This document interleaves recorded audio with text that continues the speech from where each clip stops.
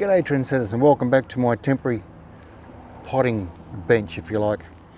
Today I want to go over some of the azaleas that I took from cuttings earlier this year, back in late February or late summer, if you like. And sadly, the cuttings that I took at home, which is the ones that were in the video, I took off for work one day in a bit of a hurry and completely forgot about watering them, and it turned out to be a super hot day, and by the time I got home they were pretty much cactus. So, lesson learnt. In the future I will possibly set an alarm to remind me to water every morning, especially in the initial stages, the first 3 or 4 weeks, at least daily. I will also, we get these dishwashing liquid containers. They're actually food grade. You can use them to store water and all sorts of stuff. I'll just cut the bottom out and I'll put it over the top of the cutting like yay, and make a little hothouse, and that'll keep the hot air and wind off, and also help the cuttings as well. It's no good forgetting to water your cuttings because you've separated them from their root system, so they're fairly dependent on you on their survival. But I took these, I'm at work, and this is I took some of these cuttings for work here. It's taken them a lot longer than I expected. We're in mid-August, which is, what's that, March, April, May, June, July, 6 months. I would have thought 3 months tops. But again, I think I was a little bit slack. It's a bit of a case of do as I say, don't do as I do. And I didn't treat them as kindly as I possibly should have.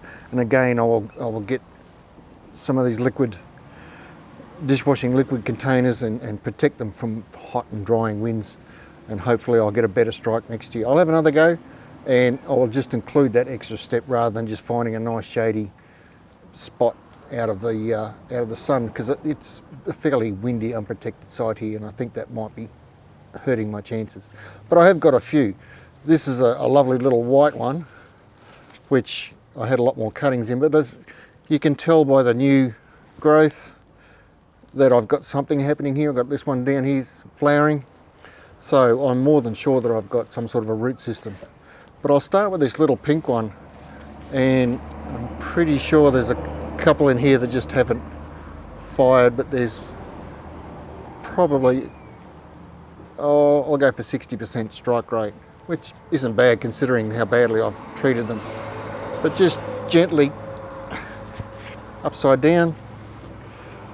I doubt you're going to be able to see that, but there's a very fine fibrous root system all around the bottom here, so they've done well.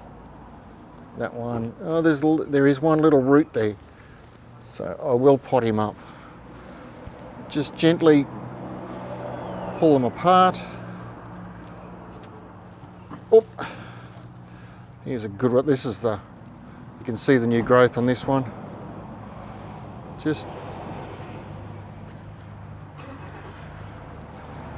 I hope you can see this, but that's got root system all the way up the stem and all the way down. And I'm just going to pot them in these little 4-inch pots, premium quality potting mix again. I won't stop saying that. You can get a proper azalea mixes. I don't bother because I've planted plenty of azaleas in this potting mix before, and I've been more than happy with the results. So I'm just using the standard good quality Searles potting mix, and that pots.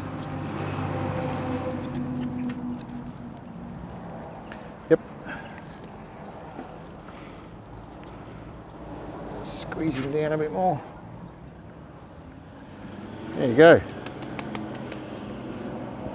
Free azalea. Now, I wouldn't go from this stage straight into the garden. I think that's too much shock.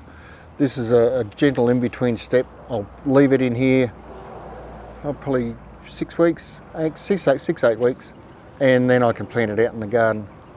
But again, I will have to make sure I keep it well watered for most of summer because it's such a young plant.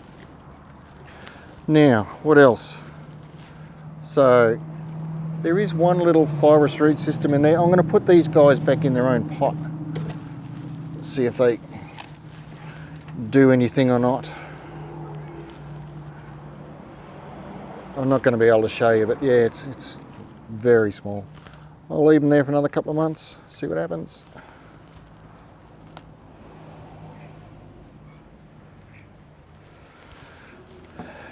Now, here we go. This is the one this is the one with the flower on it. They've both got gorgeous root systems on these guys. The other thing I was going to try next season, I'm going to try 2 different types of hormone treatment. One is the gel and the other one is the powder, just to see if one's a bit better. I have had better results, and I'm wondering if the gel isn't quite up to scratch, so I might try a bit of powder as well. The only other thing I'll do with these guys, once I've potted them up, is I'll just water them in with a bit of liquid seaweed emulsion, just to settle the root in a bit. Get over the shock transplant, but they'll be fine.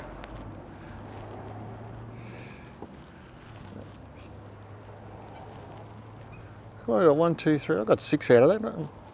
2 over there that might. Oh no, that one didn't make it. Okay.